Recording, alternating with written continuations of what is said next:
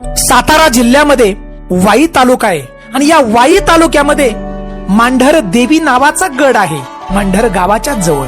आणि या मांढर गडावरती अखंड महाराष्ट्राची अधिमाया शक्ती कुलमाता आई काळूबाई त्या ठिकाणी विराजमान आहे. तर बांधवांनो, या गडावरती आई काळूबाई कशी प्रकट झाली त्याची एक रहस्यमय सुंदर अशी कथा आज आपण ऐकणार आहोत. आणि बांधवांनो, पौष पौर्णिमेला लाखो भाविक त्या ठिकाणी येतात, आई काळूबाईच्या पायाशी नतमस्तक होतात आणि आपल्या सगळ्या इच्छांची पूर्तता करून घेतात. परंतु पौष पौर्णिमेला आई काळूबाईची यात्रा का भरते पौष पौर्णिमेलाच, आणि माता त्या ठिकाणी कशी प्रकट झाली अशी सुंदर कथा आज आपण ऐकणार आहोत. तर बांधवांनो, ही कथा अवश्य शेवटच्या क्षणापर्यंत आपण पहा, ऐका, कारण आपल्या कुलमातेची महती आपण मनापासून ऐकल्यानंतर आपल्या घरात बघा भरभराट होईल, यात अजिबात शंका नाही. कारण ज्याच्या घरात आई काळूबाईचा फोटो आहे त्याच्या उंबऱ्याच्या आत कुठलीही वाईट शक्ती आत येऊ शकत नाही बघा, कारण त्या ठिकाणी अधिमाया शक्ती फक्त भक्ती मनापासून पाहिजे. मी हनुमंत पवार धारकरी, तुम्ही पाहताय मराठी मोटिवेशनल शूटर चॅनल. तर बांधवांनो, हा काळ होता द्वापार युगाचा बघा, शेवटचा टप्पा होता. आणि त्यावेळी पाची पांडव बघा त्या पर्वतावरती, म्हणजेच हा पर्वताला मंदार नाव होतं बघा, त्या मंदार पर्वतावरती अज्ञात वासासाठी पांडव त्या ठिकाणी बघा. अज्ञात वास म्हणजे कोणालाही दिसायचं नाही. आणि त्याच वेळी बघा देवांना काळजी पडली, देवादेव महादेवांना काळजी पडली बघा, की जर पांडव कोणाला दिसले तर पांडवांना परत 12 वर्ष वनवास भोगावा लागेल आणि परत अज्ञातवास. आणि जर पांडव दिसले तर फार मोठं अनिष्ट होईल. आणि त्याच वेळी बघा स्वतः देवादेव महादेव आपलं सैन्य घेऊन त्या परिसरामध्ये आले बघा, एका राजाकडे. महादेव आले म्हणजे पार्वती माता तर आलीच बघा, निश्चित असतं. आणि या मंदार पर्वतावरती बघा लाख्यासूर नावाचा एक महाभयंकर राक्षस घोर अशी तपचर्या भगवान शिवशंकराची करत होतो बघा. राक्षस तपचर्या करण्यात फार माहिर.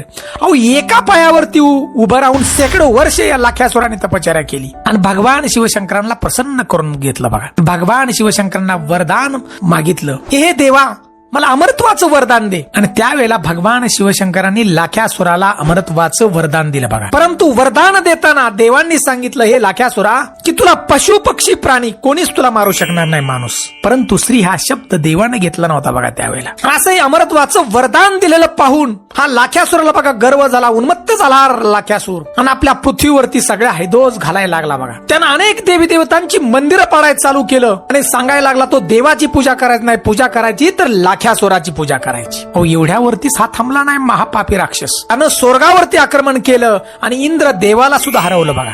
इंद्राकडे खडक आश्रय, परंतु हे खडक आश्रय सुद्धा त्याच्यावरती काय चाललं नाही बघा, उपयोग झाला नाही, कारण त्याला अमरत्वाचं वरदान होतं. नंतर त्यानं बघा त्याच मंदार पर्वतावरती मांडल्य नावाचे ऋषी होते बघा, भगवान शिवशंकराची तपश्चर्या करायची बघा. त्या ठिकाणी लाख्यासूर आला. लाख्यासूर आल्यानंतर बघा ऋषींनी केलेला यज्ञ या महापाप्यानं लाथनं ढकलला बघा पायानं. आणि ऋषी मुनींना सांगितलं की आजपासून तुम्ही यज्ञ करायचं नाही, देवी देवतांची पूजा करायची नाही, तर लाख्यासुराची पूजा करायची. मांडल्य ऋषी म्हणाले, हे लाख्यासुरा, अरे तुझ्या पायावर फुल वाहण्यापेक्षा आम्ही आमचा मृत्यू पत्करू आम्ही, परंतु तुझी पूजा करणार नाही.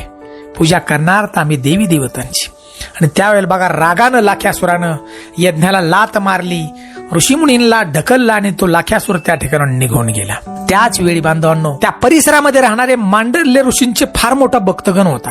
सगळी लोक त्या ठिकाणी धावून आली आणि मांडल्य ऋषींच्याकडे प्रार्थना करू लागली की ऋषी महाराज, तुम्ही आम्हाला काहीतरी करा आणि वाचवा या लाख्यासुराच्या हातून. त्यावेळेला बघा मांडल्य ऋषी म्हणतात की सृष्टी ज्या परमेश्वरानं निर्माण केली, या सृष्टीला नटवलं, त्या सृष्टीचा नाश भगवंत करणार नाहीत. देव आपल्याला नक्की मदत करतील. की ज्यानं दुःख दिलंय तो अश्रू पुसण्यासाठी नक्की येतो बघा. आणि सत्याचा विजय हा निश्चित होतं. सत्य हे चिरकाल टिकणार आहे. तर आपल्याला शिवशंभोच वाचवतील असं बघा ऋषींनी आपल्या भक्तांना सांगितलं. सगळ्यांनी उपासना चालू करा भगवान शिवशंकराची. आणि त्यावेळी बघा मांडल्य ऋषींनी भगवान शिवशंकराची उपासना चालू केली, तपश्चर्या चालू केली, फार मोठा नंतर यज्ञ केला. आणि त्यावेळी बघा भगवान शिवशंकर प्रसन्न झाले. त्या ठिकाणी मांडल्य ऋषीपाशी स्वतः भगवान शिवशंकर आले, पार्वती माता आली. मांडल्य ऋषींना विचारलं की तुम्हाला काय मागायचा तो वर मागा. मांडल्य ऋषींनी सांगितलं की देवा, आम्हाला त्रास आहे तो या महाभयंकर लाख्यासुरापासून, त्याच्यापासून वाचवा, मला काहीतरी करा तुम्ही. त्यावेळी बघा देवादेव महादेवांनी सांगितलं की आम्ही तुम्हाला एक असं कवच देतो की हा लाख्यासूर तुम्हाला काहीच करू शकणार नाही, तुमच्या अंगाला शिव सुद्धा शकणार नाही. बघा मांडल्य ऋषीने सांगितलं की देवादेव महादेव, आम्हाला असं का हे कवच नकोय. अखंड सृष्टी अंधकारमय झाली, देवी देवतांची मंदिरं पाडू लागलाय हा लाख्यासूर. या लाख्यासूरला तुम्ही मारा.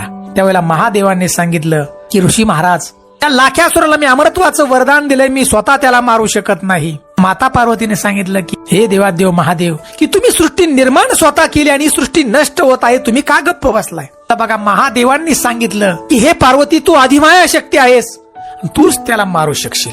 आणि त्यावेळी बांधवांनो, पार्वती मातेनं काळेश्वरीचं भव्य असं रूप धारण केलं बघा या लाख्यासुराला मारण्यासाठी. आणि त्याच्या आधी बघा, भैरवनाथाबरोबर युद्ध चालू होतं या लाख्यासुराचं. आणि त्यावेळेला अधिमाया शक्ती आपली काळूबाई भैरवनाथाच्या मदतीला धावून आली आणि एवढं असं भव्य रूप घेतलं मातेनं बघा की अष्टभुजा, मुंडक्यांची माळ, जीभ बाहेर आणि हातामध्ये शस्त्र बघा, अष्टभुजा, सगळ्या हातामध्ये वेगवेगळी शस्त्र धारण केली मातेनं. आणि आई काळूबाईने आपला शंख वाजवला आणि शंख वाजवल्याबरोबर आणि महाभयंकर असं युद्ध चालू झालं.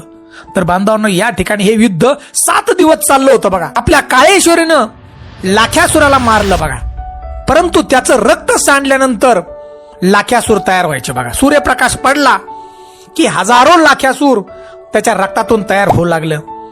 लाख्यासूर परत उठत होते आणि परत युद्ध करत होता. देवीला काही कळाना आणि त्यावेळी बघा, देवी काळूबाई गुप्त झाली आणि जंगलात गेली निघून बघा.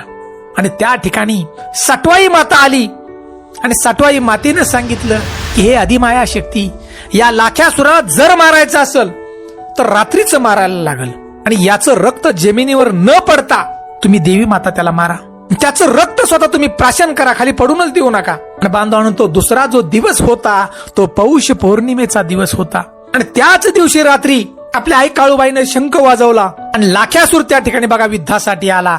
महाभयंकर असं युद्ध परत चालू झालं काळूबाईमध्ये आणि लाख्यासुरामध्ये.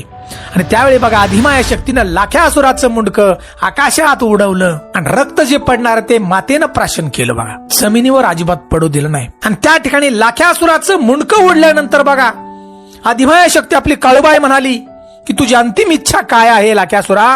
लाख्यासूर म्हणाला, आई काळूबाई, तू फार पराक्रमी देवी आहेस, तुझ्या हातून माझा मृत्यू झाला हे माझं फार मोठं भाग्य आहे. आणि आई, माझी अखेरची इच्छा आहे, तुझ्या पायापाशी मला जागा दे. त्यावेळेला बांधवांनो, मातेनं तथास्तु म्हटलं. देवी म्हणाली, तुझी अजून काही इच्छा आहे का? त्यावेळेला लाख्यासूर म्हणाला, हे देवी माता, मला माणसाचं रक्त पाहिजे. बांधवांनो, आईनं सांगितलं की तुला इथून पुढे आता माणसाचं रक्त मिळणार नाही, पशुपक्ष्याचं रक्त मिळेल. म्हणून बांधवांनो, पौष पौर्णिमेला भक्त कोंबडा आणि बकरी जी कापतात ही लाख्यासुरासाठी कापतात बघा, आई काळूबाईसाठी नाही. आई काळूबाई ही आपली अधिमाया शक्ती पार्वती मातेचा अवतार आहे. पार्वती मातेला आपल्या गोड नैवेद्य लागतो बघा. आणि आज आपल्या मांढर देवी गडाला हे मांढर हे नाव मांडल्य ऋषीवरून पडलं बघा. आजही बांधवांनो, जे मांढर गाव आहे त्याला नाव जे मांढर पडलं हे मांडल्य ऋषीवरून पडलं बघा. आणि अधिमाया शक्ती त्या ठिकाणी गुप्त झाली बघा. आता जी मूर्ती आहे बांधवांना आई काळूबाईची, ती स्वयंभू मूर्ती आहे बघा. त्या ठिकाणी स्वयंभू मूर्ती, वाघावर बसलेली आपली माता त्या ठिकाणी आहे. पुढे लोकांना कळू लागलं, लोक त्या ठिकाणी येऊ लागली आणि सुंदर असं भव्य मंदिर उभं राहिलं. तो बांधवांना आज असं भव्य मंदिर आहे त्या ठिकाणी बघा. दोन्ही कामाने सगळं नवीन झालेलं काम, अतिशय सुंदर काम त्या ठिकाणी ट्रस्टीने केलं. आणि मांढर जे गाव आहे त्या मांढर गावच्या ग्रामस्थांचं फार मोठं भाग्य आहे हो, आणि त्यांचं फार मोठं सुद्धा काम आहे. त्यामुळे हे मंदिर उभं राहू शकलं. आज पौष पौर्णिमेला लाखो भक्त महाराष्ट्राच्या कानाकोपऱ्यातून त्या ठिकाणी येतात आणि आई काळूबाईच्या पायाशी नतमस्तक होतात. खणा नारळानं मातेची ओटी भरतात. आपले देवारे घरातून त्या ठिकाणी मातेपाशी आणतात बघा. हजारो लोकांच्या अंगामध्ये जे वारं येतं ते आई काळूबाईचा संचार असतो त्या ठिकाणी बघा. लोक त्या ठिकाणी येतात आणि सगळ्या इच्छांची पूर्तता आजही मांढर देवी गडावर मातेच्या पायाची नतमस्तक झाल्यानंतर होते बघा. तर बांधवांनो, फक्त विश्वास पाहिजे. विश्वास जर असेल, फक्त आई काळूबाईचं जर कुंकू आपल्या माथी असेल, महाराष्ट्राच्या काय, देशाच्याच काय, जगाच्या कानाकोपऱ्यात असेल तुम्ही, ज्या ठिकाणी तुम्हाला संकट येईल त्या ठिकाणी माता धावून येईल आणि तुम्हाला मदत करेल, या तीळ मात्र अजिबात शंका नाही बघा. कुठेही असू द्या तुम्ही. म्हणून आपण बांधवांना आपली कुलमाता असेल तर आपण वर्षातून एकदा तरी या काळूबाईच्या दर्शनासाठी नक्की जा. वर्षातून एकदा तरी बघा, नतमस्तक व्हा त्या ठिकाणी बघा. आपल्या मुलांना घरातल्या नक्की गोष्टी सांगा या सगळी कथा की आई काळूबाई आपली ग्रामदैवत आहे, आपली कुलमाता आहे. पण आपल्या वर्षातून एकदा तिथं गेलं पाहिजे बाबा. ही वाटचाल चालू ठेवा, कारण जीवनातली संकट जर दूर करायची असतील तर आपण कुलमातेला वर्षातून एकदा जावंच लागतं. तर आपल्या सगळ्या इच्छांची पूर्तता होते, घरात कुठली अडचण येत नाही बघा. घरातल्या वाईट शक्तीला बाहेरचं रोखायचं असेल तर आई काळूबाईचा फोटो आपल्या घरात नक्की लावा.